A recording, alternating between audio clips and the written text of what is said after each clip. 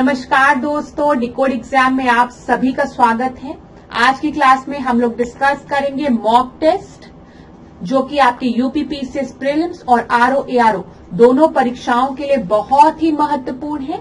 तो चलिए आज की क्लास को स्टार्ट करते हैं मेरे साथ ऐश्वर्या सिंह के साथ। अगर क्लास में आपको किसी भी तरीके का डाउट होता है तो आप मुझसे कमेंट बॉक्स में पूछ सकते हैं।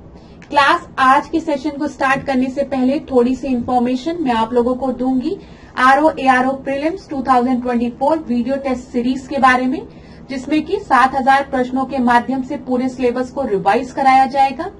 यहाँ पर टॉपिक और subject wise daily target revision कराया जाएगा। सॉल्व अनसॉल्व पीडीएफ प्रोवाइड की जाएगी सारे टेस्ट की। 4000 प्रश्नों का डिटेल्ड वीडियो सॉल्यूशन आपको दिया जाएगा। 15 फुल सिलेबस टेस्ट दिया जाएगा। और मैं आपको बता दूं, यहाँ पर जो सॉल्यूशन आपको प्रोवाइड किया जाएगा वो आपको एक डिटेल डिस्क्रिप्टिव सॉल्यूशन प्रोवाइड किया जाएगा, ठीक है। और क्वेश्चंस जो होंगे वो बायलिंगुअल क्वेश्चंस होंगे, हिंदी इंग्लिश दोनों माध्यम में। तो किसी भी माध्यम के स्टूडेंट को कोई भी दिक्कत नहीं होगी। क्लास अगर इस कोर्स से रिलेटेड, इस सीरीज से रिलेटेड आपको कोई भी इंफॉर्मेशन चाहिए तो आप वीडियो टेस्ट लिखकर इन दोनों में से किसी भी एक नंबर पर सेंड कर दीजिए, आपको सारी इंफॉर्मेशन प्रोवाइड करा दी जाएगी। चलिए आज की क्लास का हम पहला प्रश्न देखते हैं। 1857 के विद्रोह के समय भारत का गवर्नर जनरल कौन था? तो बताइए, Lord Dalhousie, Lord Canning, Lord Bentinck या फिर लॉर्ड मिंटो। तो यहाँ पर आपका सही उत्तर क्या हो जाएगा? यहाँ पर जो आपका सही उत्तर है वो है लॉर्ड कैनिन। बी आपका सही उत्तर है। अब लॉर्ड कैनिन से रिलेटेड मैं कुछ इंपॉर्टेंट पॉइंट्स आपको बताऊंगी जो कि आपके दिमाग में बने रहना चाहिए। अगर परीक्षा में कभी भी आपसे पूछा गया कि लास्ट गवर्नर जनरल कौन था तो आप क्या बताएंगे? बताइए, लॉर्ड कैनिन का नाम आप बताएंगे, ठीक है। लॉर्ड कैनिन भारत में कंपनी द्वारा नियुक्त लास्ट गवर्नर जनरल था। अगर आपसे पूछा गया कि ब्रिटिश सरकार द्वारा नियुक्त पहला वाइसरॉय कौन था तो आप क्या बताएंगे? लॉर्ड कैनिन, ठीक है, याद रखिएगा। अब क्लास एक चीज और याद रखिए, अभी 2-3 चीजें बताऊंगी। अगर आपसे पूछा गया कि Indian high court act, Indian high court उच्च न्यायालय एक्ट की बात कर रही हूं, हाई कोर्ट एक्ट 1861 किसके समय में आया तो आप क्या बताएंगे? लॉर्ड कैनिन के समय। और याद रखिएगा, इंडियन हाई कोर्ट एक्ट द्वारा कहां कहां हाई कोर्ट स्थापित किया गया था? मुंबई में, ठीक है, कोलकाता में और मद्रास में। ये तीनों जगह आपको याद रखनी है। यहाँ पर एक एक उच्च न्यायालय की स्थापना की गई थी और मुंबई, कोलकाता, मद्रास, यहाँ पर आपके विश्वविद्यालय की भी स्थापना की गई थी। ये याद रखिएगा 1857 में, ठीक है। तो क्या याद रखना है आपको? कोलकाता, मुंबई, मद्रास विश्वविद्यालय की स्थापना हुई थी, ठीक है। किसके तर्ज पे? लंदन विश्वविद्यालय की तर्ज पर। कब? 1857 में, ठीक है। और एक चीज और आप याद रखेंगे, IPC, Indian penal code, Indian penal code की स्थापना कब हुई थी? 1861 में। किसके समय? लॉर्ड डेलहाउसी के समय। तो ये सारा पॉइंट याद रखिएगा क्लास। लॉर्ड डेलहाउसी जो था वो लास्ट गवर्नर जनरल था, फर्स्ट वाइसरॉय था। इसी के समय 1857 का रिवॉल्ट हुआ था। लॉर्ड डेलहाउसी के समय ही इंडियन हाई कोर्ट एक्ट 1861 आया, जिसके के थ्रू बॉम्बे, कोलकाता, मद्रास में उच्च न्यायालय की स्थापना की गई, हाई कोर्ट की स्थापना की गई। और इसी के समय 1861 में इंडियन पीनल कोड भी आया, ठीक है, ये चीज याद रखिएगा। और साथ ही साथ 1857 में यूनिवर्सिटी स्टैब्लिश की गई, विश्वविद्यालय स्थापित किया गया। कहां पर? बॉम्बे, कोलकाता, मद्रास में। ये सारे पॉइंट इंपॉर्टेंट है, ठीक है। अच्छा, यहाँ पर अगर हम लॉर्ड डेलहाउसी की बात कर ले तो कुछ इंपॉर्टेंट पॉइंट्स को भी हम देख लेते हैं। जैसे सेकेंड एंग्लो सिख युद्ध की अगर बात किया गया तो ये किसके समय में हुआ था? ये लॉर्ड डेलहाउसी के समय में हुआ था। पंजाब का विलय किसके समय में हुआ था? पंजाब का, बताइए, विलय किसके समय में हुआ था? तो पंजाब आपका ब्रिटिश शासन में विलय हो गई, मर्ज हो गया पंजाब का, वो भी लॉर्ड डेलहाउसी के समय में। अब आपको एकदम याद हो गया होगा, ठीक है। फिर अगर आपसे कभी पूछा गया कि डॉक्ट्राइन ऑफ लैप्स किससे रिलेटेड है तो आप क्या बताएंगे? वो भी डलहौजी से रिलेटेड है। रेलवे का जनक किसे माना जाता है, फादर ऑफ रेलवे भारत में, तो वो भी किसको माना जाता है, लॉर्ड डलहौजी को। और इन्हीं के प्रयत्नों के फलस्वरूप क्या हुआ था, मुंबई से थाने पहली रेल ट्रैक बिछाई गई थी 1853 में। ये चीज याद रखिएगा। इस रेल सेवा को क्या नाम दिया गया था, great Indian peninsula railway. Great Indian peninsula railway. सारे इंपॉर्टेंट पॉइंट है जो मैं आपको परीक्षा से रिलेटेड बता रही हूं क्लास, ठीक है। और लॉर्ड डलहौजी के समय में 1854 में शिक्षा से रिलेटेड एक सुधार किया गया था, जिसको कि हम क्या कहते हैं, वुड डिस्पैच कहते हैं। परीक्षा में पूछा जाता है कि वुड डिस्पैच किसके समय पे आया था, तो 1854 में लॉर्ड डलहौजी के समय में आया था, ठीक है। और वुड डिस्पैच में प्राथमिक शिक्षा से लेकर विश्वविद्यालय स्तर तक की शिक्षा के लिए एक व्यापक योजना तैयार की गई थी। इतने पॉइंट आपको याद रहेंगे। चलिए, अच्छा, लास्ट पॉइंट, प्रथम बार डलहौजी ने भारत में डाक टिकटों का प्रचलन भी प्रारंभ किया था। तो कभी भी पोस्टल स्टैम्प की बात की जाएगी कि पोस्टल स्टैम्प की शुरुआत भारत में किसने की थी, तो आप किसका नाम बताएंगे, डाक टिकटों का प्रचलन किसके समय में प्रारंभ हुआ था, लॉर्ड डलहौजी के समय में। तो ये सारे पॉइंट क्लास जो मैंने आपको बताए हैं आपके दिमाग में होना चाहिए। अभी हम और डिस्कस करेंगे, लॉर्ड मिंटो के बारे में हम डिस्कस करें तो आपके परीक्षा में कई बार पूछा गया है कि किनके समय में रणजीत सिंह ने अमृतसर की संधि पर साइन किया था। तो अमृतसर की संधि रणजीत सिंह के साथ किसके समय पे हुई थी, लॉर्ड मिंटो के समय में, ठीक है। तो याद रखिएगा, किसके समय में पूछेगा तो लॉर्ड मिंटो के समय में रणजीत सिंह के साथ अमृतसर की संधि हुई थी, ये याद रखिएगा, ठीक है क्लास। सारे इंपॉर्टेंट पॉइंट जो अभी मेरे दिमाग में आ रहे थे मैंने आपको बता दिया।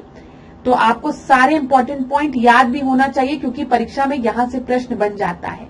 अब लॉर्ड विलियम बेंटिक दिया गया है, तो इनसे भी रिलेटेड एक दो इंपॉर्टेंट पॉइंट में डिस्कस कर लूं, नहीं तो बेंटिक जी गुस्सा हो जाएंगे, ठीक है। इनको गुस्सा नहीं करते हैं, इनसे भी रिलेटेड कुछ इंपॉर्टेंट पॉइंट देख लेते हैं। जैसे भारत का प्रथम गवर्नर जनरल अगर पूछा जाएगा, लास्ट गवर्नर जनरल तो आपने देख लिया। अगर फर्स्ट गवर्नर जनरल आपसे बोला गया कि कौन था, तो आप क्या बताएंगे, बताइए जल्दी से। आप बताएंगे विलियम बेंटिक थे, ठीक है।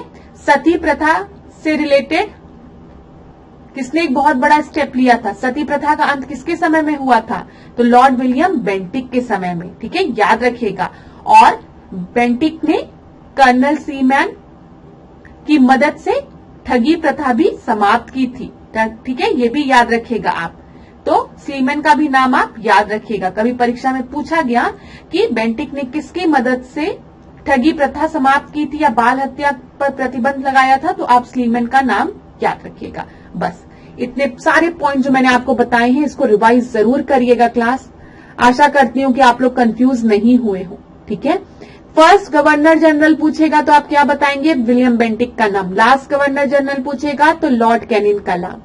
लॉर्ड कैनिन जो था वो लास्ट गवर्नर जनरल था, पहला वॉइस रॉय था, ठीक है, याद रखिएगा। चलिए अगला प्रश्न हम देखते हैं। दूसरा प्रश्न, 10 राग युद्ध का उल्लेख ऋग्वेद के किस मंडल में हुआ है।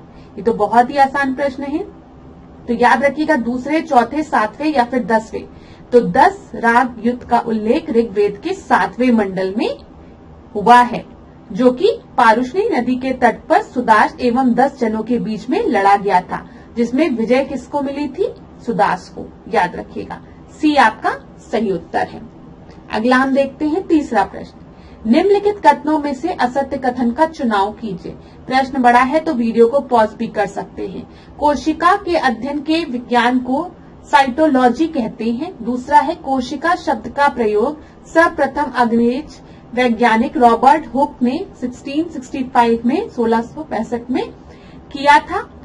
सबसे बड़ी कोशिका माइकोप्लाज्म गैलीसेप्टिकम है। फिर उसके बाद कोशिका सिद्धांत का प्रतिपादन 1838 से 39 में स्लाइडेन और स्वान ने किया था। तो यहाँ पर आपको सही उत्तर बताना है। तो एक एक को पॉइंट को हम देखते हुए चलते हैं। कोशिका के अध्ययन को, स्टडी ऑफ सेल को हम साइटोलॉजी कहते हैं, ये बिल्कुल सही है। ठीक है, कोशिका का सबसे पहले प्रयोग जो था वो अंग्रेज वैज्ञानिक रॉबर्ट हुक ने किया था, ये भी आपका बिल्कुल सही है, याद रखिएगा। ठीक है, ये भी आपका बिल्कुल सही है। The term cell was first use by the English scientist Robert Hooke in 1665 AD। The largest cell is mycoplasma gallisepticum, ये आपका गलत है। ठीक है, क्यों गलत है? अगर परीक्षा में आपसे पूछेगा सबसे छोटी कोशिका जो है, स्मॉलेस्ट सेल, वो किसकी है? माइकोप्लाज्मा ग्लाइसेप्टम की। ठीक है, और लार्जेस्ट सेल जो है वो किसकी है? ऑस्ट्रिच के अंडे की, ये याद रखिएगा। यहाँ पर एग ऑफ ऑस्ट्रिच दिया रहता तो वो वहां पर हमको लार्जेस्ट सेल देखने को मिलती है। ठीक है, याद रखिएगा क्लास, सबसे बड़ी कोशिका शुतुरमुर्ग के अंडे की है, जबकि सबसे छोटी कोशिका जो है वो माइकोप्लाज्मा ग्लाइसेप्टिकम की है। तो यहाँ पर ये आपका गलत हो गया। The cell theory was propose by Schleiden और एंडस्वान इन 1838-39, ये भी आपका बिल्कुल सही है। ठीक है, तो यहाँ पर आपका कौन सा एक गलत है, फॉल्स स्टेटमेंट कौन सा है? तो वो सी है, याद रखिएगा, इसको हटाइए, सी आपका गलत है। चलिए फोर्थ प्रश्न को देखते हैं। तृतीय आंग्ल मैसूर के युद्ध के समय भारत का गवर्नर जनरल कौन था? तो बता दीजिए जल्दी से कौन था। थर्ड एंग्लो मैसूर युद्ध की बात यहाँ पर की गई है। तो यहाँ पर जो गवर्नर जनरल था वो वॉरेन हेस्टिंग था, वेलेस्ली था, कॉर्नवालिस था या फिर कैनिन था? तो आपका सही उत्तर क्या हो जाएगा? यहाँ पर आपका जो सही उत्तर है वो है कॉर्नवालिस। ठीक है, याद रखिएगा कौन था? कॉर्नवालिस था। ठीक है, तो ABCD में से आपका सही उत्तर सी है। सी है क्लास। ठीक है, अच्छा, अब यहाँ पर अगर हम लॉर्ड कॉर्नवालिस की बात करें तो यहाँ पर आप याद रखिएगा, लॉर्ड कॉर्नवालिस को हम क्या कहते हैं? सिविल सेवा का जनक कहते हैं। फादर ऑफ सिविल सर्विसेज के नाम से हम किसे जानते हैं? लॉर्ड कॉर्नवालिस को जानते हैं। पहला चीज, ये चीज याद रखिएगा। फिर अगर परीक्षा में आपसे पूछिए पुलिस सेवा का जनक किसे कहा जाता है, तब भी आप क्या बताएंगे? लॉर्ड कॉर्नवालिस को कहेंगे। परमानेंट सेटलमेंट किसके समय में आया था? वो 1793 में। परमानेंट सेटलमेंट की हम बात करें, स्थायी बंदोबस्त की, तो वो 1793 में किसके समय में आया था? लॉर्ड कॉर्नवालिस के समय में आया था। ठीक है, ये चीज याद रखिएगा। तो यहाँ पर आपको लॉर्ड कॉर्नवालिस से रिलेटेड क्या क्या चीजें और याद रखनी है? फादर और सिविल सर्विसेज लॉर्ड कॉर्नवालिस को कहा गया है। ठीक है, पुलिस सेवा का जनक लॉर्ड कॉर्नवालिस को कहा गया है। परमानेंट सेटलमेंट किसके समय में आया था? तो वो भी लॉर्ड कॉर्नवालिस के समय में आया था। चलिए अगला प्रश्न हम देखते हैं।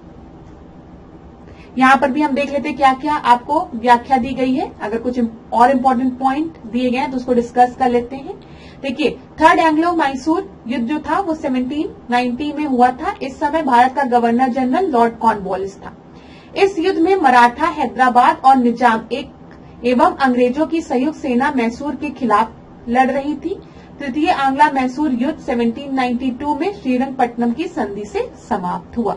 तो ये सारे पॉइंट्स आपके दिमाग में होने चाहिए। चलिए अगला प्रश्न हम देखते हैं अब क्लास।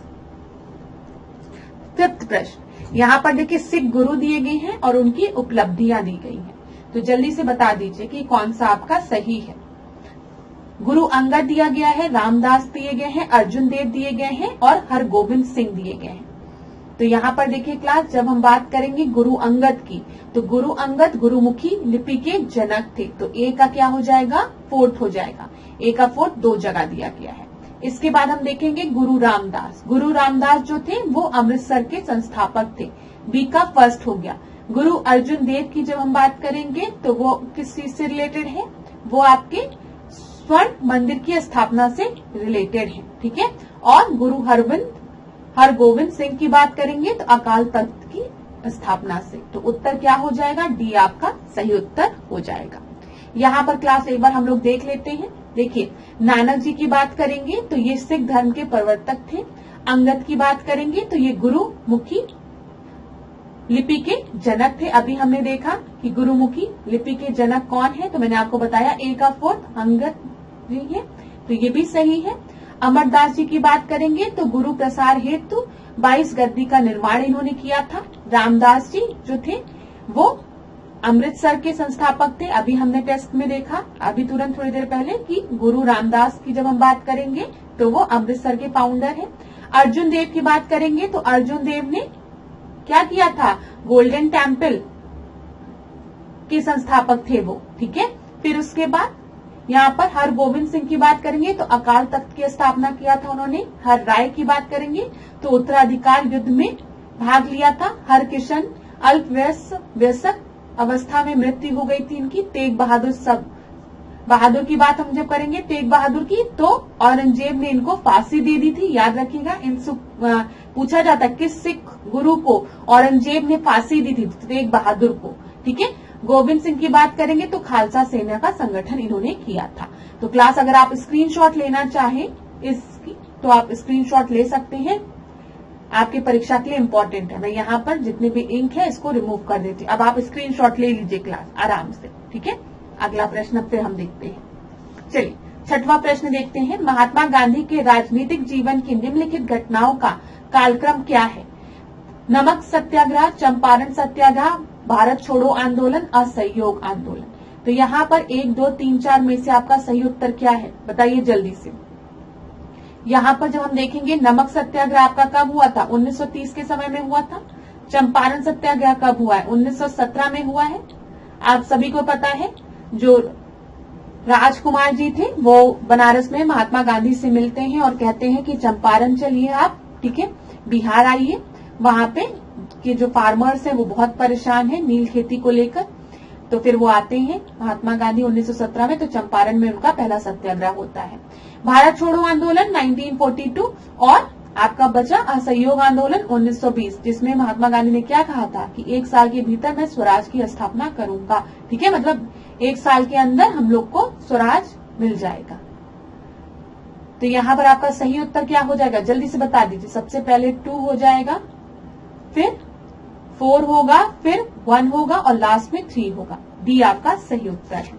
अगला हम देखते हैं क्लास, पल्लव वंश का संस्थापक कौन था? ये तो आसान प्रश्न है, तो जल्दी से बता दीजिए पल्लव वंश का संस्थापक कौन था। दंडी दुर्ग दिया गया है, सिंह विष्णु दिया गया है, विजयालय दिया गया है, तैलव द्वितीय दिया गया है। तो यहाँ पर आपका सही उत्तर क्या है, पल्लव वंश का संस्थापक सिंह विष्णु था, ठीक है। बी आपका सही उत्तर है। यहाँ पर हम व्याख्या जरूर देखेंगे, तो देख लीजिए यहाँ पर व्याख्या, बी आपका सही उत्तर था। पल्लव वंश का संस्थापक सिंह विष्णु था, हमने देखा अभी। इसकी राजधानी कांची थी, याद रखिएगा। सिंह विष्णु वैष्णव धर्म का अनुयायी था।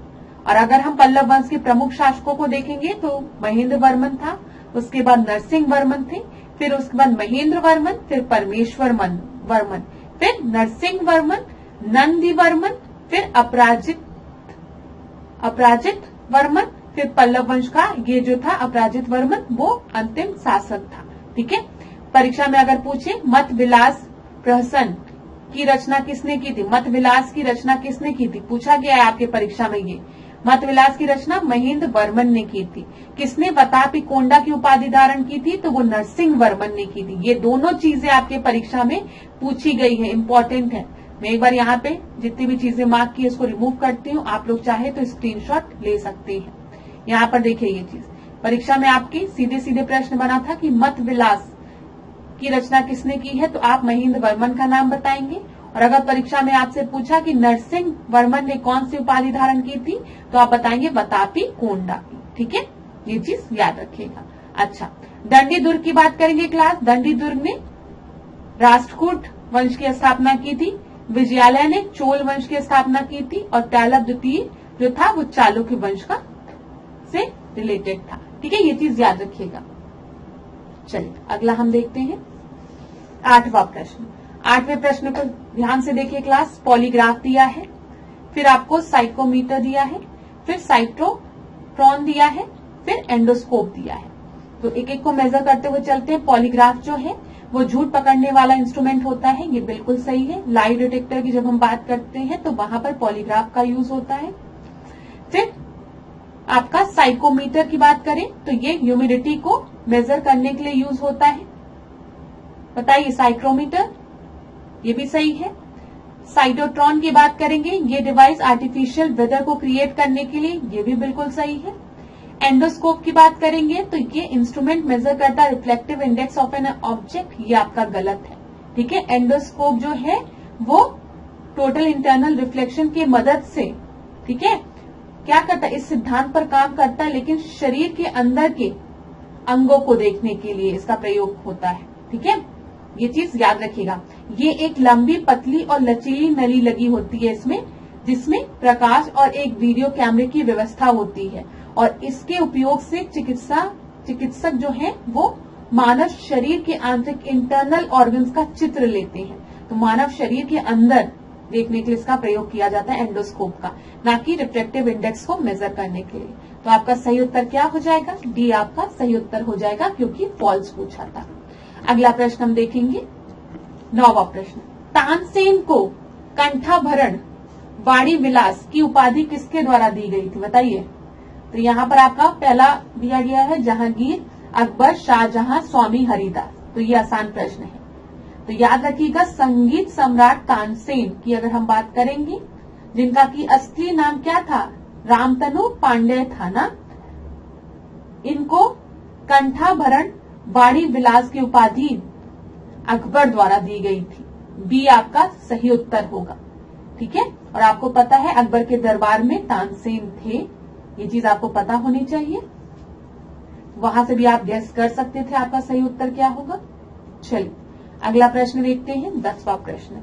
रॉलेट एक्ट का भारतीय राष्ट्रीय कांग्रेस ने विरोध किया था या व्यक्तित्व स्वतंत्रता को सीमित करती थी? तो बताइए, रॉलेट एक्ट आप सभी को पता है कब आया है? ये आपका, ये अगर हम देखेंगे रॉलेट एक्ट आपका रॉलेट एक्ट के विरुद्ध जो आपका हुआ था, तो याद रखिएगा मार्च 1919 में पारित हुआ था विधेयक रॉलेट एक्ट के नाम से। जो एक विधेयक था उसको रॉलेट एक्ट के नाम से पारित किया गया था 1919 में, जिसमें ये क्या बोला था, अगर किसी पर भी डाउट होता है, संदेह होता है, तो उसका कॉलर पकड़ के ले जाओ, जेल में बंद कर दो। कोई जरूरत नहीं है उसकी दलील सुनने की या उसको इतना वो देने की कि वो वकील लेके आए। इसे बिना दलील, बिना वकील, बिना अपील वाला कानून कहा जाता है। काले कानून की संज्ञा दी गई है इसको, क्योंकि आपको कोई भी लगता है सामने वाला जो है वो देशद्रोही है, मतलब अंग्रेजों के खिलाफ है, आप सीधे उसको ले जाके बंद कर दोगे। आप जानने का प्रयास भी नहीं करोगे कि किया या किसी गतिविधि में शामिल है कि नहीं, बस शक हुआ तो कर दिया। इसलिए इसको बोला जाता ना, फिर मैं बोलूंगी बिना वकील, बिना अपील, बिना दलील वाला कानून, काला कानून था। ठीक है, it limited the individual freedom, ये भी बिल्कुल सही है। इसी वजह से कांग्रेस ने इसको अपोज किया था, एकदम सही है। यहाँ पर आपका सही उत्तर क्या हो जाएगा? ए आपका सही उत्तर हो जाएगा। अगला प्रश्न हम देखते हैं, 11वां प्रश्न। निम्नलिखित में से किसने हिंदू पातशाही अंगीकार किया तथा छत्रपति तथा हिंदुत्व धर्मोद्धारक की उपाधि धारण की? तो किससे रिलेटेड है बताइए जल्दी से। तो आपको पता ही है ना, छत्रपति शिवाजी। ठीक है, एकनाथ, शाहजी भोसले, शिवाजी, संभाजी। तो आपका सही उत्तर क्या होगा बताइए क्लास। यहाँ पर आपका जो सही उत्तर है वो है शिवाजी। सी आपका सही उत्तर है, याद रखिएगा। ठीक है, 11th का सी। अब क्लास यहाँ पर एक बार हम लोग व्याख्या देख लें। शिवाजी का जन्म जो है वो 19 फरवरी 1613 में हुआ था। शिवनेर के पहाड़ी दुर्ग में हुआ था। उनके पिता का नाम शाहजी भोसले था, माता का नाम जीजाबाई था। दादाजी कोटदेव शिवाजी के संरक्षक थे। कोटदेव और समर्थ गुरु रामदास के संपर्क में रहने के कारण शिवाजी में हिंदू धर्म तथा हिंदू जाति के प्रति प्रगाढ़ प्रेम पैदा हो गया था। इसी कारण से उन्हें पातशाही अंगीकार किया तथा छत्रपति तथा हिंदुत्व धर्मोद्धारक की उपाधि भी धारण की थी। ठीक है, क्लियर हो गया क्लास। अगला प्रश्न हम देखते हैं, 12वां प्रश्न। पहला शासक कौन था जिसने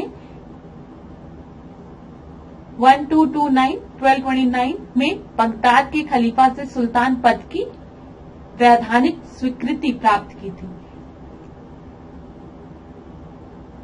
तो बताइए क्लास, कौन सा पहला रूलर था जिसने रिसीव किया था legal recognisation of the title sultan from khalifa of Baghdad? पहला आपको दिया गया इल्तुतमिश, फिर आपको दिया है रुकनुद्दीन फिरोज, फिर जलालुद्दीन फिरोज खिलजी, फिर उसके बाद गयासुद्दीन तुगलक। तो यहाँ पर आपका सही उत्तर क्या है ABCD में से? यहाँ पर आपका जो सही उत्तर है वो है इल्तुतमिश। ठीक है, ये आपका सही उत्तर है।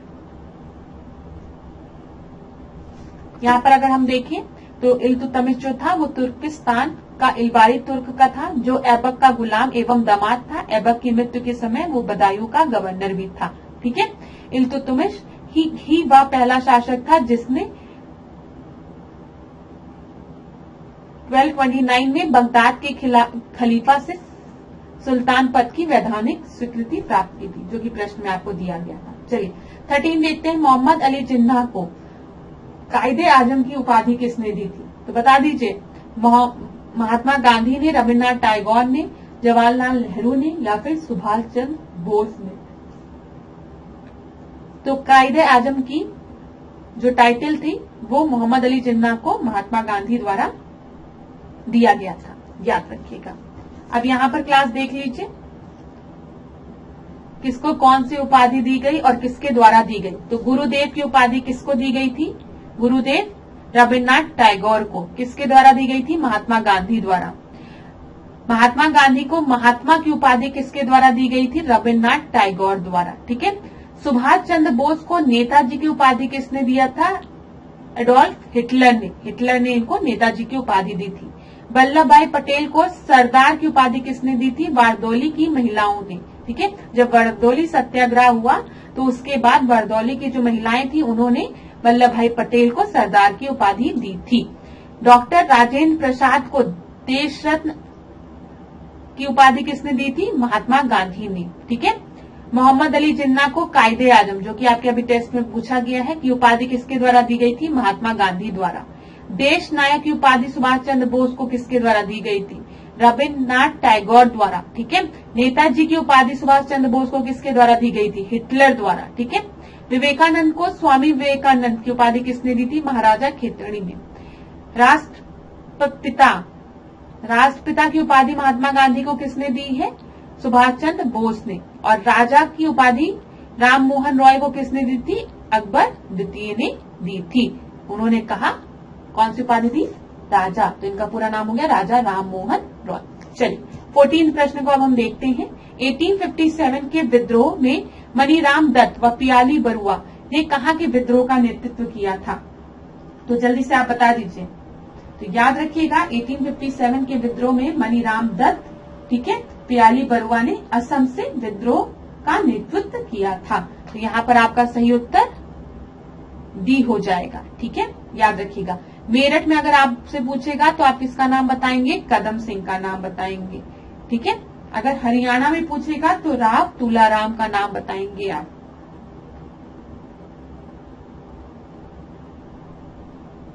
ठीक है, और अगर केरल में पूछेगा तो यहाँ पर आप कुंजी मामा मुल्ला सच्ची इन लोगों का नाम बताएंगे। तो यहाँ पर आपका मनीराम दत्त और पियाली बरुआ जो है वो असम से रिलेटेड थे।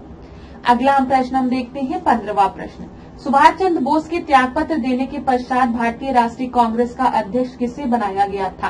तो मुझे जल्दी से बता दीजिए किसे बनाया गया था? मोतीलाल नेहरू को बनाया गया था, राजेंद्र प्रसाद को बनाया गया था, पट्टाभी सीतारमैया को बनाया गया था, या फिर मौलाना अब्दुल कलाम आजाद को बनाया गया था? तो ABCD में से आपका जो सही उत्तर है वो क्या है? जल्दी से बताइए क्लास। तो यहाँ पर आपका जो सही उत्तर है वो है राजेंद्र प्रसाद को बनाया गया था, याद रखिएगा। तो आपका सही उत्तर बी हो गया। आप देखिए क्लास, अगर आपसे कभी भी पूछा जाए कि सबसे पहला सेशन सुभाष चंद्र बोस ने कहाँ पर प्रिसाइड किया था तो आप क्या बताएंगे? याद रखिए, हम सुभाष चंद्र बोस की बात कर रहे हैं, SC बोस की। तो आप याद रखेंगे 1938 में हरिपुरा सेशन के बारे में। ठीक है, हरिपुरा सेशन के बारे में। और हरिपुरा सेशन में ही national planning committee NPC national planning committee का गठन भी हुआ था। ये चीज याद रखिएगा, जिसके कि अध्यक्ष आपके कौन बने थे? जवाहरलाल नेहरू। परीक्षा में पूछा जा सकता है। तो सुभाष चंद्र बोस ने 1938 में हरिपुरा सेशन को प्रिसाइड किया था और इसी हरिपुरा सेशन में नेशनल प्लानिंग कमेटी का गठन हुआ था। राष्ट्रीय योजना समिति का 15 सदस्यीय समिति थी, इसमें 15 मेंबर्स थे, जिसकी की अध्यक्षता कौन कर रहा था? जवाहरलाल नेहरू कर रहे थे। ठीक है। फिर इसके बाद 1939 का समय आता है, जो सेशन है वो त्रिपुरी में होता है, त्रिपुरी मध्य प्रदेश में, याद रखिएगा, ठीक है। और पहली बार जो था वो जो ये अध्यक्ष पद के लिए मतदान कराया गया था, अध्यक्ष पद के लिए इस अधिवेशन में पहली बार मतदान हुआ था। और आप सभी को पता है त्रिपुरी सेशन में मतदान में कौन जीता था, सुभाष चंद्र बोस जीते थे। ये चीज याद रखिएगा। महात्मा गांधी जिसको सपोर्ट कर रहे थे पट्टाभी सीतारमैया को, वो हार गए थे। ये चीज आपको दिमाग में होना चाहिए। और इसके चलते कुछ समय बाद सुभाष चंद्र बोस अपना त्याग पत्र दे देते हैं और वो फॉरवर्ड ब्लॉक की स्थापना करते हैं। और सुभाष चंद्र बोस की जगह कौन फिर त्रिपुरी सेशन की अध्यक्षता करता है, वो राजेंद्र प्रसाद रहते हैं। ये चीज क्लियर हो गया क्लास, तो याद रखिएगा, पहला हरिपुरा फिर त्रिपुरी सेशन के बारे में। चलिए यहाँ पे देख लीजिए, 1939 के त्रिपुरी अधिवेशन में वे गांधी जी द्वारा समर्थित पट्टाभी सीतारमैया को हराकर कांग्रेस के द्वारा से अध्यक्ष बने, परंतु कार्यकारिणी के गठन के प्रश्न पर गांधी जी से मतभेद होने के कारण उन्होंने त्यागपत्र दे दिया, जिसके बाद डॉक्टर राजेंद्र प्रसाद कांग्रेस के अध्यक्ष बने थे, जो मैंने आपको एक्सप्लेन कर दिया था। चलिए 16 प्रश्न को अब हम देखते हैं। विटामिन की कमी से होने वाली एक बीमारी रिकेट्स मानव शरीर के किस हिस्से को प्रभावित करती है? तो ये तो आसान प्रश्न है। स्किन को, बोन को, आई को, ब्लड को। तो यहाँ पर सही उत्तर क्या होगा? रिकेट्स की बीमारी में रोगी की हड्डियां जो होती हैं वो कमजोर हो जाती है, ठीक है। तो यहाँ पर आपका सही उत्तर जो है वो है बी। बी आपका सही उत्तर है, ठीक है। और इसका मुख्य कारण क्या है? शरीर में विटामिन डी, फॉस्फेट और कैल्शियम की कमी होना। रिकेट्स में क्या होता है? शरीर में किस चीज की डेफिशिएंसी होती है? कैल्शियम की, विटामिन डी की, फॉस्फेट की, ठीक है। अगला प्रश्न 17, बंगाल में द्वैत शासन की व्यवस्था किस गवर्नर जनरल के समय में आई थी? तो जल्दी से बता दीजिए, आज की क्लास का बहुत ही आसान प्रश्न। तो यहाँ पर देख लीजिए, पहला ऑप्शन आपको दिया गया है वॉरेन हेस्टिंग, दूसरा आपको रॉबर्ट क्लाइव का नाम दिया गया है, फिर लॉर्ड डेलहाउसी दिया गया है और लास्ट में आपको दिया गया है कौन? Lord Wellesley. तो यहाँ पर आपका सही उत्तर जो है वो है लॉर्ड की रॉबर्ट। बताइए जल्दी से क्लास, बी सी डी में से आपका सही उत्तर क्या होगा? तो यहाँ पर जो आपका सही उत्तर है वो है रॉबर्ट क्लाइव, नाम याद रखिएगा। तो यहाँ पर आपका बी जो है वो सही उत्तर है, ठीक है। अब देख लीजिए क्लास, बंगाल में द्वैत शासन की व्यवस्था रॉबर्ट क्लाइव ने की थी, जिसके तहत राजस्व वसूली, सैनिक संरक्षण एवं विदेशी मामले कंपनी के अधीन थे तथा शासन चलाने की जिम्मेदारी किसके हाथों में थी? नवाबों के हाथों में थी। ये चीज क्लियर हो गया। चलिए अब आगे बढ़ेंगे। आज हम लोग ने बहुत ढेर सारे क्वेश्चंस किए हैं गवर्नर जनरल और वाइस रॉय से रिलेटेड, और जो जो इम्पोर्टेंट पॉइंट्स मेरे दिमाग में आते जा रहे हैं वो मैं आपको बताती जा रही हूँ। तो रॉबर्ट क्लाइव का नाम आप याद रखिएगा, ठीक है। इतनी चीज क्लियर हुई, द्वैत शासन रॉबर्ट क्लाइव। और एक इम्पोर्टेंट पॉइंट रॉबर्ट क्लाइव का क्या था? रॉबर्ट क्लाइव ने इंग्लैंड में जाकर आत्महत्या कर ली थी, ये भी याद रखिएगा। और प्लासी के युद्ध के बाद अगर बंगाल का प्रथम गवर्नर जनरल किसको बनाया गया था? तो वो भी रॉबर्ट क्लाइव था। लेकिन सोचिए, इतना होने के बाद भी उसने क्या किया? उसने इंग्लैंड में जाकर आत्महत्या कर ली थी। चलिए 18 प्रश्न को देखते हैं। 1857 की क्रांति को राष्ट्रीय विद्रोह की संज्ञा किसने दी थी? मुझे जल्दी से बता दीजिए, राष्ट्रीय विद्रोह की संज्ञा उसको किसने दी थी? यहाँ पे डिजराइल का नाम दिया है, वीडी सावरकर का, फिर टी.आर. होम्स का, फिर उसके बाद जेम्स ऑट्रम का। तो एबीसीडी में से आपका सही उत्तर क्या है? यहाँ पर आपका सही उत्तर जो है वो है डिजराइल, ठीक है। ठीक है क्लास, चलिए अगला प्रश्न हम देखते हैं। 19 प्रश्न, 1828 में हुए अहोम विद्रोह का नेतृत्व किसने किया था? तो अहोम विद्रोह का नेतृत्व किसने किया था? सीताराम राजू ने किया था, परीक्षित जमातिया ने किया था, चित्तर सिंह ने किया था, गोमधर कुंवर ने किया था। तो यहाँ पर आपका सही उत्तर क्या है? अहोम विद्रोह कहाँ पर हुआ था? असम में हुआ था, ठीक है। असम में निवास करने वाले जो अभिजात वर्ग के लोग थे उन्होंने इस विद्रोह को किया था, याद रखिएगा। और ये विद्रोह किसके नेतृत्व में हुआ था अगर पूछेगा तो आप क्या बताएंगे? गोमधर कुंवर का नाम आप बताएंगे, ठीक है। यहाँ पर हम एक बार व्याख्या देख लेंगे इससे रिलेटेड। डी आपका सही उत्तर है। देखिए, अहोम असम में निवास करने वाले अभिजात वर्ग के लोग थे। ठीक है, अंग्रेजों ने जब अहोम प्रदेश को अपने राज्यों में शामिल करना चाहा तो इस वर्ग ने इसका विरोध किया था। 1828 में 1828 में इस वर्ग के लोगों ने गोमधर कुंवर को अपना नेता बनाया तथा रंगपुर पर चढ़ाई करने की योजना बनाई, परंतु वे सफल नहीं हुए।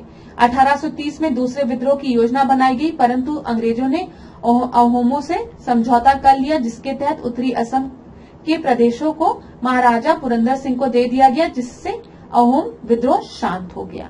चलिए अगला प्रश्न हम देखते हैं, 20वां प्रश्न। कुकी विद्रोह की शुरुआत कब हुई थी? तो ये तो आसान सा प्रश्न है। 1826 में, 1845 में, 1870 में, 1890 में। सबसे पहले आपको पता होना चाहिए जो कुकी विद्रोह है वो कहां पर हुआ था। कुकी विद्रोह जो था वो मणिपुर और त्रिपुरा में हुआ था। ठीक है, और कब हुआ था? 1826 में हुआ था। तो यहाँ पर ए आपका सही उत्तर है। व्याख्या हम देखेंगे। मणिपुर एवं त्रिपुरा के मध्य स्थित उसाई नामक पहाड़ी पर कुकी नामक जनजाति निवास करती थी। 1826 में सरकार द्वारा झूम कृषि पर प्रतिबंध लगा दिया गया था तथा कुकियों पर बिना मजदूरी के बेगार करने के लिए उनको बाध्य कर दिया गया था। परिणाम स्वरूप 1826 से 44 के मध्य कुकी जनजातियों ने विद्रोह का झंडा खड़ा कर दिया, जिससे 1850 में दबा दिया गया और कालांतर में यह विद्रोह 1917 से 19 के मध्य एक बार पुनः सीमांत विद्रोह के रूप में उभरा। अगला हम देखते हैं 21वां प्रश्न। उत्तर प्रदेश के किस जिले में यूरेनियम पाया जाता है? तो जल्दी से बता दीजिए। ललितपुर में, हमीरपुर में, झांसी में या फिर बांदा में। तो यूरेनियम कहाँ पाया जाता है बताइए। उत्तर प्रदेश के ललितपुर जिले में सीमित मात्रा में यूरेनियम पाया जाता है, याद रखिएगा। ए आपका सही उत्तर है। अगला प्रश्न अब हम देखेंगे यहाँ पर 22वां प्रश्न। सोडा वाटर निम्नलिखित में से किस प्रकार के विलायक का उदाहरण है? तो जल्दी से बता दीजिए। गैस में द्रव में ठोस, गैस से में ठोस। तो सोडा वाटर की बात की जा रही है, तो यहाँ पर सोडा वाटर देखेंगे तो गैस में लिक्विड सोडा। ठीक है, तो बी आपका सही उत्तर है। अगला प्रश्न हम देखेंगे 23वां प्रश्न। भारतीय संविधान का कौन सा भाग संघ से संबंधित है? आज की क्लास का सबसे आसान प्रश्न मैं कहूंगी। तो यहाँ पर यूनियन की बात हम किस पार्ट में करते हैं? 3, 5, 7, 9। तो आप सभी को पता है 5 पार्ट में कहते हैं। ठीक है, 5वें भाग में कहते हैं, अनुच्छेद 52 से 78। ठीक है, और जब भी हम बात करेंगे तो इसमें राष्ट्रपति, उपराष्ट्रपति, प्रधानमंत्री, मंत्रिपरिषद और भारत के महान्यायवादी से संबंधित प्रावधान दिए गए हैं। इसमें क्लियर है क्लास? राष्ट्रपति, उपराष्ट्रपति, प्रधानमंत्री, मंत्रिपरिषद तथा भारत के महान्यायवादी से संबंधित प्रावधान दिए गए हैं। 24वां प्रश्न। 7 अगस्त 1942 को कांग्रेस की बैठक मुंबई की ऐतिहासिक ग्वालियर टैंक में हुई थी। इसकी अध्यक्षता किसने किया था? तो ये तो बहुत ही आसान प्रश्न है, बताइए। आप लोग कहेंगे मैम सारे ही प्रश्नों को आप आसान कह दे रही हैं। ये सब सही में आसान प्रश्न है आज के टेस्ट में। अब देखो 1942 में क्विट इंडिया मूवमेंट की हम बात करते हैं। ठीक है, और ये 7 अगस्त 1942 को कांग्रेस की बैठक मुंबई की ऐतिहासिक ग्वालियर टैंक में हुई थी, जिसकी की अध्यक्षता किया था सुभाष चंद्र बोस ने। बताइए। नहीं। ठीक है, खलीकुज्जमान ने? नहीं। जवाहरलाल नेहरू ने? नहीं। अब्दुल कलाम आजाद ने? हाँ। ठीक है, सी आपका सही उत्तर है, ये याद रखिएगा। और कांग्रेस की कार्य समिति ने गांधी के भारत छोड़ो प्रस्ताव को कब स्वीकार कर लिया था? गांधी जी के भारत छोड़ो प्रस्ताव को 8 अगस्त 1942 को स्वीकार कर लिया था और 9 अगस्त 1942 को भारत छोड़ो आंदोलन की शुरुआत हुई। और इसी आंदोलन में गांधी जी ने कौन सा नारा दिया? डू और डाई, करो या मरो को। ठीक है, अब समय आ गया है क्विट इंडिया मूवमेंट में, करो या फिर मरो। तो वहां पर सी आपका सही उत्तर था। चलिए, एक तरफ न्यूज़पेपर दिया गया है क्लास, दूसरी तरफ भाषा दी गई है। भारत मित्र, राष्ट्रमत, प्रजामित्र, नायक। बताइए मुझे जल्दी से। तो भारत मित्र किस लैंग्वेज में लिखा है? हिंदी लैंग्वेज में। ए का थर्ड, अरे ए का थर्ड तो एक ही जगह दिया गया है, तो सी सही उत्तर होना चाहिए। लेकिन हम देखते हैं राष्ट्रमत की हम बात करेंगे तो ये मराठी में लिखा है। ठीक है, प्रजामित्र की बात करेंगे तो ये गुजराती में लिखा है और नायक आपका बंगाली में लिखा है। सी एकदम सही उत्तर है। 26वां प्रश्न देखते हैं, किसे भारत का मार्टिन लूथर कहा जाता है? तो बता दीजिए, ये तो बहुत ही आसान प्रश्न है। बाल गंगाधर तिलक, स्वामी दयानंद सरस्वती, रामकृष्ण परमहंस या फिर राजा राम मोहन रॉय? बताइए, मार्टिन लूथर किसे कहा जाता है? अच्छा बताइए, आर्य समाज के संस्थापक कौन थे? आर्य समाज के संस्थापक कौन थे? दयानंद सरस्वती थे, स्वामी दयानंद सरस्वती। ठीक है, स्वामी दयानंद सरस्वती का बचपन का नाम क्या था? इनके बचपन का नाम मूल शंकर था, याद रखिएगा। आर्य समाज याद रखिएगा, आर्य समाज के संस्थापक कौन थे? स्वामी दयानंद सरस्वती। इनके बचपन का नाम मूल शंकर था। ठीक है, याद रखिएगा ये भी चीज, क्योंकि परीक्षा में पूछा जाता है। और किसने कहा था? गो बैक टू वेदास, वेदों की ओर चलो, लौटो। गो बैक टू वेदास, पुनः वेदों की ओर चलो, ये नारा किसके द्वारा दिया गया था? स्वामी दयानंद सरस्वती के द्वारा। और मार्टिन लूथर के नाम से हम किसको जानते हैं? स्वामी दयानंद सरस्वती को। तो 26वें का बी आपका सही उत्तर है। 27वां प्रश्न देखते हैं, विश्व का सबसे ऊंचा सक्रिय ज्वालामुखी द्वीप किस द्वीप में है? कहाँ पर लोकेटेड है? किस कॉन्टिनेंट में? ठीक है, महाद्वीप में लोकेटेड है। North America, south America, Europe या फिर अफ्रीका? तो बताइए, अगर आप सक्रिय ज्वालामुखी की बात करेंगे तो ये आपका जो विश्व का सबसे ऊंचा सक्रिय ज्वालामुखी अगर हम देखेंगे तो इक्वाडोर, कोटोपेक्स इस क्षेत्र में। और ये रीजन आपके कहां पर आते हैं? ये कंट्री इक्वाडोर, ये आपका दक्षिण अफ्रीका में आते हैं, साउथ अमेरिका में। ठीक है, साउथ अमेरिका में, दक्षिण अफ्रीका मैंने बोला ना गलती से, साउथ अमेरिका में, याद रखिएगा। ठीक है, तो यहाँ पर बी आपका सही उत्तर होगा। अगला देखते हैं, डोलोमाइट निम्नलिखित में से किस धातु का अयस्क है? तो बताइए, सोडियम का, पोटेशियम का, मैग्नीशियम का या फिर कैल्शियम का? तो डोलोमाइट जो है वो एबीसीडी में से सी का अयस्क है, मैग्नीशियम का अयस्क है। ठीक है, सी आपका सही उत्तर होगा, याद रखिएगा क्लास। अब यहाँ पर देख लीजिए क्लास, जैसे सोडियम दिया गया है, सोडियम का अयस्क, जैसे साधारण नमक की हम बात करें जो हम लोग खाते हैं उसमें सोडियम प्रेजेंट होता है। सोडा में बात करें, सोडा ऐश में, तो सोडियम प्रेजेंट होता है। ठीक है, फिर अगर हम ग्लोबल सॉल्ट की बात करेंगे तो उसमें भी सोडियम, क्रायोलाइट की बात करेंगे तो सोडियम का अयस्क है ये। ठीक है, बोरेक्स की बात करेंगे तो सोडियम का होगा। फिर पोटेशियम में अगर आप देखेंगे तो सोनासाइट, सिल्विन, कैल्शियम की बात करेंगे तो जिप्सम, लाइमस्टोन। ठीक है, याद रखिएगा। फिर इसका स्क्रीनशॉट अगर आप लोग लेना चाहें तो आप लोग ले सकते हैं। अगला प्रश्न देखते हैं, 29 प्रश्न, निम्नलिखित में से कौन सा मत भारत के संविधान की संवर्धित सूची में है? तो बता दीजिए, कॉन्करेंट लिस्ट में कौन सा? आप सभी को पता है, जब हम बात करते हैं अनुसूची की, शेड्यूल्स की हम बात करते हैं तो 7th अनुसूची में हम 3 लिस्ट की बात करते हैं, यूनियन लिस्ट की, स्टेट लिस्ट की और कॉन्करेंट लिस्ट की। यूनियन लिस्ट के सेंटर के पास पावर होती है डिसीजन लेने की, लॉ बनाने की। यहाँ पर स्टेट लिस्ट में जो सब्जेक्ट्स दिए रहते हैं स्टेट के पास पावर होती है, कॉन्करेंट में दोनों के पास पावर होती है, ये चीज याद रखिएगा।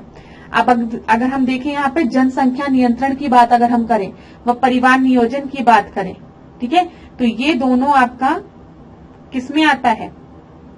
बताइए, जनसंख्या नियंत्रण और परिवार नियोजन किसमें आता है? कॉन्करेंट लिस्ट में आता है। तो यहाँ पर आपका सही उत्तर क्या हो जाएगा? डी आपका सही उत्तर हो जाएगा। अच्छा, पोस्ट और टेलीग्राफ की अगर हम बात करें, तार की बात करें या फिर हम मिनरल की बात करें, ये सब आपका किस में आता है? संघ सूची में आता है, यूनियन लिस्ट में आता है। और गैस जो है वो किस में आता है? स्टेट लिस्ट में आता है। ठीक है क्लास, क्लियर हो गया? तो यहाँ पर ये डाक, तार तथा खनिज जो है वो संघ सूची में है, जबकि गैस जो है वो राज्य सूची में है और जनसंख्या नियंत्रण व परिवार नियोजन जो है वो आपका संवर्ती सूची में है। 30 प्रश्न को देखते हैं, भूदान आंदोलन की शुरुआत किसने की थी? रामचंद्र रेड्डी ने, विनोबा भावे ने, मोतीलाल नेहरू ने, सिंधु कानू ने। तो यहाँ पर आपका सही उत्तर क्या है? 1951 में भूदान आंदोलन की शुरुआत विनोबा भावे द्वारा किया गया था। ठीक है, और रामचंद्र रेड्डी ने सबसे पहले अपनी भूमि दान में दी थी। तो दोनों नाम इंपॉर्टेंट है। भूदान मूवमेंट की शुरुआत किसने की थी? तो आप बताएंगे 1951 में विनोबा भावे द्वारा इसकी शुरुआत की गई थी। ठीक है, और सबसे पहले किसने अपनी भूमि दान में दी थी, तो वो रामचंद्र रेड्डी थे। अगला प्रश्न देखते हैं 31। उग्र राष्ट्रवाद को प्रभावित करने वाली निम्नलिखित राजनीतिक घटनाओं को पहले से बाद के क्रम में सजाइए। तो चलिए जल्दी से सजा लेते हैं इसको। सूरत सेशन की बात करेंगे तो कब हुआ था, 1907 में। और आपको पता है स्प्लिट, इंडियन नेशनल कांग्रेस का विभाजन एक्सट्रीमिस्ट और मॉडरेट्स में, नरम दल और गरम दल में कब हुआ था, 1907 में हुआ था सूरत में। ठीक है, तो सूरत सेशन 1907 में। मुस्लिम लीग की स्थापना कब हुई थी, 1906 में हुई थी। ठीक है, ढाका में। रॉलेट एक्ट कब आया था, अभी हमने थोड़ी देर पहले देखा, 1990 में। दिल्ली दरबार कब हुआ था, 1911 में। किसके समय में, लॉर्ड हार्डिंग के समय में। हाँ, तो अब इसको आप लोग अरेंज कर लीजिए। यहाँ पर सबसे पहले आपका क्या होगा, मुस्लिम लीग का फॉर्मेशन होगा, फिर सूरत स्प्लिट होगी, फिर दिल्ली दरबार होगा, फिर रॉलेट एक्ट। 2143 सी आपका बिल्कुल सही उत्तर है। अगला हम देखते हैं 37। Who gave Lord Curzon the title of second Aurangzeb. Second Aurangzeb की उपाधि लॉर्ड कर्जन को किसके द्वारा दी गई थी, अब जल्दी से मुझे बता दो। यहाँ पर शिव नंदन सहाय द्वारा, बाल गंगाधर तिलक द्वारा, विट्ठल भाई पटेल द्वारा, या फिर गोपाल कृष्ण गोखले द्वारा। तो यहाँ पर आपका जो सही उत्तर है वो है ABCD में से क्या, बताइए क्लास। तो लॉर्ड कर्जन को गोपाल कृष्ण गोखले ने दूसरा औरंगजेब कहा था, याद रखिएगा। तो यहाँ पर आपका सही उत्तर डी है, डी आपका सही उत्तर है। अच्छा, अगर हम लोग लॉर्ड कर्जन से रिलेटेड कुछ इंपॉर्टेंट पॉइंट को देखें तो आपको क्या क्या याद होगा। यहाँ पर सबसे पहले तो आप सभी को पता है कि बंगाल का विभाजन किसके समय में हुआ था, लॉर्ड कर्जन के समय में हुआ था। ठीक है, परीक्षा में अगर आपसे पूछेगा कि भारतीय पुरातत्व सर्वेक्षण की स्थापना किसके समय में हुई थी, तो याद रखिएगा भारतीय पुरातत्व सर्वेक्षण की स्थापना 1901 में लॉर्ड कर्जन के समय में हुई थी। रेलवे बोर्ड की स्थापना कब हुई थी, लॉर्ड कर्जन के समय में 1905 में। बंगाल का विभाजन कब हुआ था, 1905 में, लॉर्ड कर्जन के समय में। ठीक है, CID की क्रिमिनल इन्वेस्टिगेशन डिपार्टमेंट की स्थापना किसके समय में हुई थी, तो CID की स्थापना 1903 में लॉर्ड कर्जन के समय में हुई थी। ठीक है, और पुलिस सुधार के अंतर्गत कर्जन ने 1902 में सर एंड्रू फ्रेजर की अध्यक्षता में एक पुलिस आयोग की भी स्थापना की थी। तो याद रखिएगा, अगर आपसे पूछे कभी सर ऐसे पूछेगा फ्रेजर कमीशन किसके समय में आया था, ठीक है, तो आप बताएंगे लॉर्ड कर्जन के समय में आया था, जो कि किससे रिलेटेड था, एक पुलिस आयोग की स्थापना और उसमें बदलाव, जो भी सुधार की आवश्यकता थी पुलिस सुधार से, उससे रिलेटेड था। 1903 में CID की स्थापना हुई। ठीक है, 1905 में बंगाल का विभाजन हुआ, साथ ही साथ रेलवे बोर्ड का गठन हुआ, और भारतीय पुरातत्व सर्वेक्षण की स्थापना 1901 में हुई थी लॉर्ड कर्जन के समय में। अगला प्रश्न हम देखते हैं 33वां प्रश्न। ब्रिक फिल्डर क्या है, बताइए। ऑस्ट्रेलिया के विक्टोरिया प्रांत में चलने वाली गर्म और शुष्क हवा, मध्य अमेरिका में चलने वाली मानसूनी हवा, उत्तरी सूडान में चलने वाली धूल भरी हवा, या फिर रॉकी पर्वत के पूर्वी ढालों के सहारे चलने वाली गर्म तथा सूक्ष्म हवा। तो यहाँ पर आपका सही उत्तर क्या है, बताइए ABCD में से। तो ब्रिक फिल्डर ऑस्ट्रेलिया के विक्टोरिया प्रांत में चलने वाली एक गर्म और सूक्ष्म हवा है, ये आपका सही उत्तर हो। ठीक है, चलिए, रॉकी पर्वत के पूर्वी ढालों के सहारे चलने वाली हवा को हम क्या कहते हैं, चीनुक कहते हैं, चीनुक, याद रखिएगा। और यहाँ पर उत्तरी सूडान में चलने वाली धूल भरी हवा को हम क्या कहते हैं, इसको हम हबूब कहते हैं। ठीक है, और मध्य अमेरिका में चलने वाली मानसूनी हवा को टेम्पोरल कहा जाता है, याद रखिएगा। व्याख्या में एक बार हम लोग देख लेते हैं। देखिए, ब्रिक फिल्डर ऑस्ट्रेलिया, ठीक है, टेम्पोरल अमेरिका में मानसूनी हवा, हबूब उत्तरी सूडान में, चीनुक रॉकी पर्वत में। ठीक है, ये परीक्षा में पूछा गया प्रश्न है आपका। 34 देखते हैं, डर्मेटोलॉजी, अभी लास्ट क्लास में ही हमने देखा था ट्रोमेटोलॉजी और डर्मेटोलॉजी के बारे में। तो मैंने आपको बताया था ट्रॉमा मतलब क्या होता है, घाव होता है, चोट होती है, तो उसके अध्ययन को हम ट्रोमेटोलॉजी कहते हैं। डर्मेटोलॉजी आपका किससे रिलेटेड है? स्किन से, लिवर से, ब्लड वेसल से या फिर ह्यूमन ब्यूटी से? तो ये आपका स्किन से रिलेटेड है। ए आपका सही उत्तर है। ठीक है, याद रखिएगा। व्याख्या देख लेते हैं। त्वचा के अध्ययन को डर्मेटोलॉजी कहते हैं। यकृत के अध्ययन को क्या कहते हैं? हेप्टोलॉजी कहते हैं। रुधिर वाहिनी या वेसल्स के अध्ययन को हम क्या कहते हैं? एंजियोलॉजी कहते हैं। और मानव सौंदर्य के अध्ययन को हम कैलोलॉजी कहते हैं। अब क्लास आज के टेस्ट का आखिरी प्रश्न, जल्दी से मुझे बता दीजिए। Arrange the following Nawab in chronological order. तो सबसे पहले आपको दिया है सिराजुद्दीन, फिर मुर्शिद कुली खान, फिर अली वर्दी खान। तो यहां पर आपका सही उत्तर क्या हो जाएगा? मुर्शिद कुली खान, फिर उसके बाद सिराजुद्दीन, फिर उसके बाद आपके सरफराज खान थे, फिर अली वर्दी खान थे। तो यहां पर 2, 1, 3 सी आपका सही उत्तर है। ठीक है क्लास, सी जो है वो इस प्रश्न का सही उत्तर है। अगर आप देखें तो यहां पर देख लीजिए, मुर्शिद कुली खान, सिराजुद्दीन, सरफराज खान, अली वर्दी खान, सिराजुद्दौला, मीर जाफिर, मीर काजिम, फिर मीर जाफिर। ना, मीर जाफर को हटाकर मीर काजिम को बना देते हैं नवाब। फिर उसके बाद जब मीर काजिम से मतभेद हो जाते तो फिर मीर जाफर को। चलिए, तो आज की क्लास का आखिरी प्रश्न हमने डिस्कस कर लिया है। अब जिन बच्चों का टेस्ट हो गया है वो क्लास को एंड कर सकते हैं। जिनको मैम का थोड़ा सा प्रवचन सुनना है वो 1 मिनट वेट करिएगा। देखिए क्लास, हर टेस्ट में मैं बस आपको यही याद दिलाती हूँ, जैसे जैसे प्रीलिम्स पास आएगा आपकी घबराहट बढ़ेगी, आपको लगेगा कि अब क्या करें, तैयारी हुई है कि नहीं, साल भर इंतजार कर ले कि अभी तैयारी छोड़ दें या फिर किसी और चीज में लग जाएं, कोई कुछ और काम करने लगे। इन सब सोच को, मतलब ये सारे थॉट्स को एक जगह साइड में रख दो।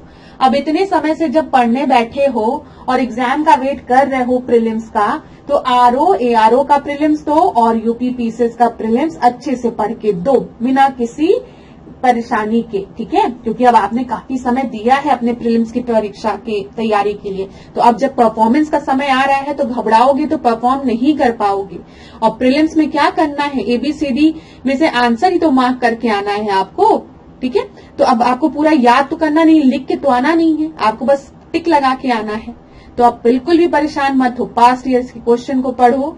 ठीक है, मॉक टेस्ट लगाओ, जो टॉपिक्स आपके बार बार गलत हो रहे हैं उनको बार बार रिवाइज करो। कुछ ऐसे पोर्शंस होते हैं जो कि आपको याद ही करने हैं, उनको याद करना शुरू कर दो। जैसे अभी हम क्रोनोलॉजिकल ऑर्डर में जब बोलते हैं चीजों को अरेंज करने को, तो वहां पर आपको ईयर याद रहेगा, तभी आप उसको अरेंज कर पाएंगे। या फिर हम ट्राइब से रिलेटेड पूछते हैं कि ये ट्राइब कहाँ पाई जाती, वो ट्राइब कहाँ पाई जाती, कोयला कहाँ पाया जाता है, आयरन कहाँ पाया जाता है इंडिया में, वर्ल्ड में। ठीक है, न्यूक्लियर पावर प्लांट्स कहाँ कहाँ हैं। ठीक है, ये सारी चीजें एकदम याद होनी चाहिए आपको, जैसे पेपर में पूछे खट से लगा दे। ठीक है, तो जो चीज आपको याद करनी है आप भूल जाते हो, उसको एक जगह नोट डाउन कर लो, बार बार रिवाइज किया करो।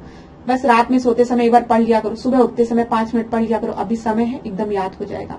थोड़ा बहुत सेंसेस पढ़ना शुरू कर दो, यूपी स्पेशल के क्वेश्चंस लगाना शुरू कर दो। अब करंट अफेयर्स ना स्टार्ट कर दो पढ़ना। जैसे ऐसे नहीं पढ़ना है कि अब 1 महीने का करंट अफेयर 1 हफ्ते बैठ के पढ़ेंगे, ऐसा नहीं, ऐसे नहीं होता है। 2 दिन में आप 1 महीने का करंट अफेयर कंप्लीट करिए, फिर 2 दिन में आप 1 महीने का करंट अफेयर कंप्लीट करिए। ठीक है, फिर ऐसे करके जब आप करंट अफेयर 5-6 महीने का कंप्लीट कर लीजिए तो फिर उसको रिवाइज करिए। परेशान आप बिल्कुल भी नहीं होंगे परीक्षा के पहले, क्योंकि आपके दिमाग में ये रहेगा कि मैंने करंट अफेयर भी पढ़ा है, मैंने पास्ट ईयर्स के क्वेश्चंस भी लगाए हैं, मॉक टेस्ट भी लगाया है, अब एक कॉन्फिडेंस है मेरे अंदर।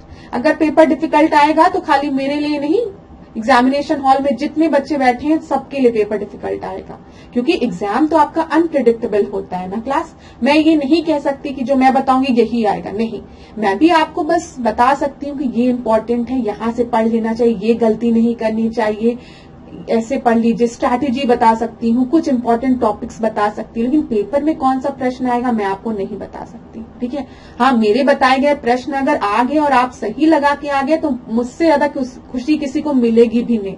तो मैं कह भी दूंगी अरे मैंने तो बताया था अपने स्टूडेंट्स को, तो वो बात दूसरी है। लेकिन आपको हर सिचुएशन के लिए अपने आप को तैयार करना है और इस तैयारी में आपको यही याद रखना है कि मैं मेहनत करूंगा, मेहनत करूंगी और एग्जामिनेशन हॉल में बैठने के बाद बिल्कुल भी नहीं सोचूंगी, पूरा तरीके से 100% उस समय अपने पेपर को दूंगी।